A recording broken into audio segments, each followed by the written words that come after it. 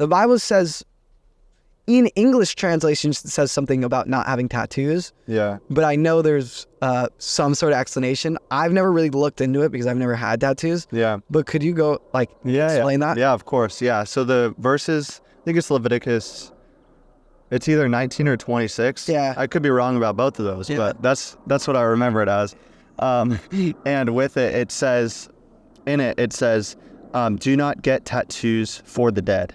And so something prominent, I grew up on a native reservation. Oh, and so, really? yeah. I'm white, if you can't tell. We'll have to get into that. Yeah, that's story for another time, but. Oh, no, I think it's for this time.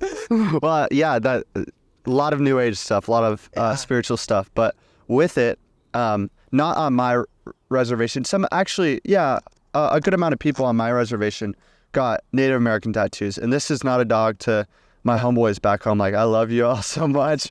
It's not a dog to your guys' tattoos, but a lot of people back in the day would get tattoos towards their God. Yeah. And they would get tattoos for their God resembling what their gods are. So a big thing that I was taught to believe growing up is like, if we bless the land, then the gods of the land, like the god of salmon, the gods of bears, of orcas, they will all bless us.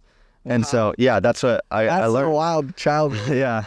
And so with it, they would get tattoos to remember what their gods are doing. And so Israel, what they would do is every time God would do something for them, they would set up a pillar of remembrance. And so every time they would walk back through the wilderness or through these paths, they would have these remembrances. And that's a huge reason why we have the Bible, is because the Israelites, the Jews, would remember what happened. But what other congregations and other religions and ideologies would do is they would get tattoos on their bodies for the gods, saying that they're going to serve their God forever, because in their eyes, a tattoo is permanent. And so that's where the discretion is it's like, hey, if you're getting being real here, if you're getting a tattoo for astrology, that's another god. Yeah. And that thing will die. And so that's where, if you have one, pray about it. Yeah. I would say get it removed. That's me.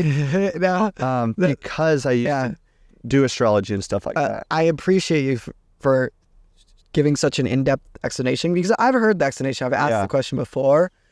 But I know that a lot of Christians probably are just wondering, and they like to hear it from someone who's wise. I got a few. Clearly you're wise on that. So thank you for explaining that. Yeah, of course.